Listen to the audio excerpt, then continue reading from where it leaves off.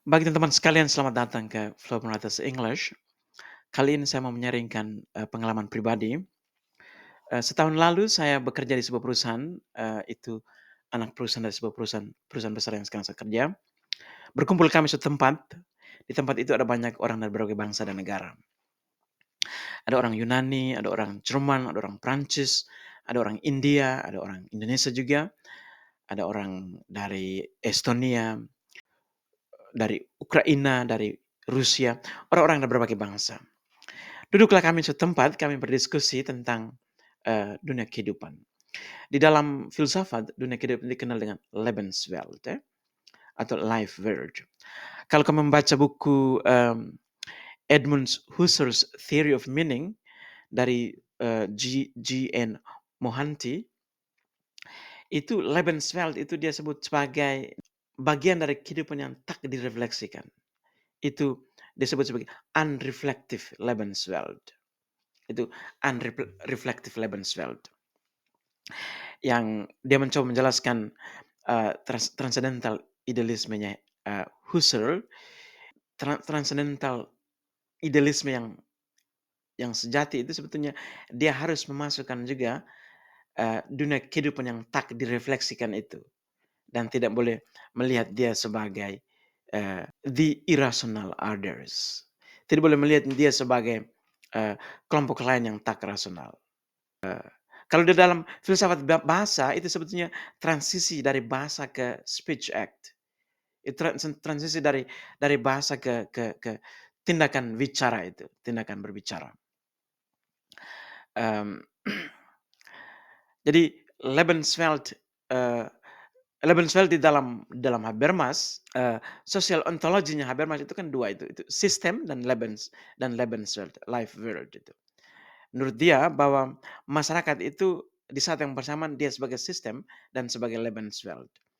Lebenswelt itu dalam Habermas itu kehidupan sehari-hari yang diterima begitu saja tanpa ada pertanyaan.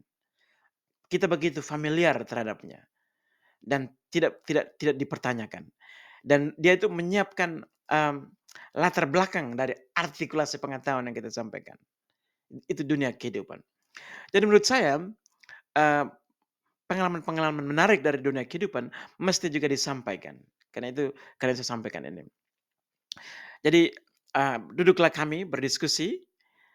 Kami berdiskusi tentang tema kemiskinan. Tidak boleh takut berbicara tentang kemiskinan. Saya sebenarnya mau mengoreksi itu sebetulnya. Kira-kira apa yang membuat orang merasa malu untuk berbicara tentang kemiskinan? Merasa malu untuk berbicara tentang topik-topik sensitif di dalam masyarakat. Kita mesti berani untuk membicarakan tentang itu untuk sebuah perubahan. Itu pesannya. Jadi kami berbicara tentang dunia kehidupan di negara-negara maju dan kehidupan di negara-negara sedang berkembang. Ada satu teman, dia tampil dengan sebuah observasi yang menarik sekali. Dia katakan demikian, Eropa itu sebenarnya bersyukur sekali hidup di sini.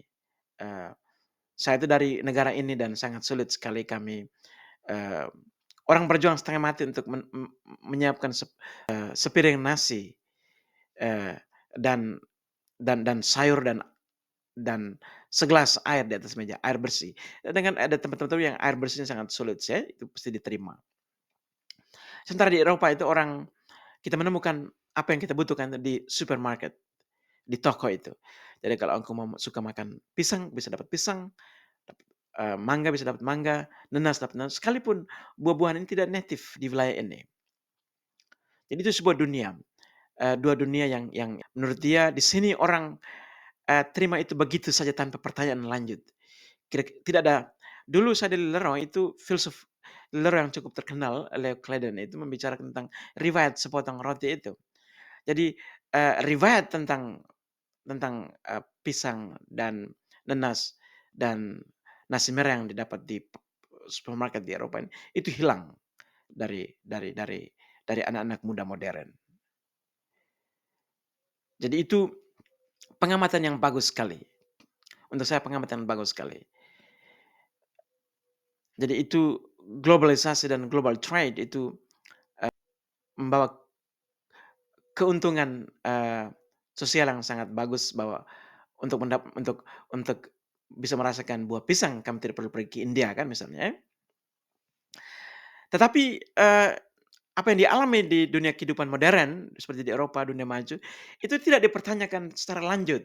Eee eee, Orang begitu menikmati tanpa ada pertanyaan lanjut. Orang berbicara begitu bebas mengkritis pemerintahan tanpa menanyakan, ternyata kebebasan berbicara itu di tempat lain sangat sulit diperjuangkan. Itu dua dunia pengamatan yang bagus sekali. Untuk saya itu sangat filosofis. Karena, dia berani berpikir, di balik, Lebenswelt yang tak direfleksikan itu. Itu yang pertama. Yang kedua, mendengar itu teman saya dari Yunani, saya belajar filsafat ya, kami di Lillero Flores, pulau-pulau kecil, salah satu pulau kecil di wilayah Indonesia bagian timur, yang memiliki sebuah skala filsafat yang dibanggakan di pulau itu. Itu satu-satunya kami punya school of thought ya, itu kebanggaan kami, orang NTT. Itu kami punya school of thought. Itu kami punya, skala filsafat. Itu, jadi kami belajar filsafat Yunani dan teman saya Yunani itu dia mengajukan, opininya itu sebetulnya saya melihat itu secara stereotipikal gitu. Oh dia dari Yunani itu tanah kelahirannya Aristoteles, Socrates dan Plato. Dia katakan begini, "Coba kamu membayangkan ini, ambil 2 orang dari Eropa, 2 orang dari negara kutub selatan, a buang mereka ke hutan dengan tidak memberikan mereka apa-apa untuk bisa makan dan minum bertahan hidup. Menurut kamu siapa yang lebih kreatif dan bisa bertahan hidup?" Oh, itu orang-orang, dari, wilayah di mana mereka sudah bersahabat dengan kesulitan hidup itu. Mereka itu orang yang berpikir cepat. Itu orang-orang yang berpikir kreatif, eee, mencari banyak cara untuk bisa bertahan hidup. Dia ke hutan, dia bisa ini, dengan cepat bagaimana menciptakan api, kemudian bisa menemukan ubi mana yang untuk di hutan itu yang bisa dibakar dan makan. Nah itu jadi itu pesannya itu dari itu ada 2 unit, pengalaman yang saya ingat. Yang terakhir itu pesan itu bahwa sebetulnya, mmm, pikiran-pikiran kreatif atau inovatif itu lahir dari kesulitan hidup yang dihadapi. Jadi Eropa misalnya itu setelah Perang Dunia, Kedua, itu kita lihat kehancuran di mana-mana dan sekarang negara ini tumbuh begitu subur dan baik sekali yang orang dari berbagai bangsa ke tempat ini. Jadi pikiran yang kreatif itu sih muncul dari tantangan kesulitan yang dihadapi. Semakin banyak tantangan yang Anda terima dan, memeluk itu, Anda sebetulnya menga ma ma mas sebetulnya, mengasah pikiran Anda menjadi begitu mendalam. Jadi kita perlu krisis, kita perlu perlu situasi, yang mengganggu kemapanan untuk bisa melahirkan pikiran-pikiran kreatif di dalam kehidupan itu. Itu pesan yang menarik. Sebenarnya pengamatan yang sebetulnya pengamatan itu yang sangat bagus sekali dari teman saya itu ini.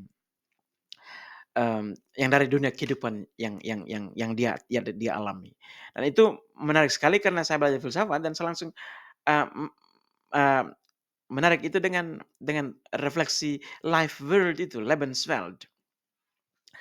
Kalau dalam filsafat bahasa, itu transisi dari bahasa itu ke speech act itu sebetulnya itu transisi kita sebagai pembicara masuk di dalam dunia kehidupan orang lain.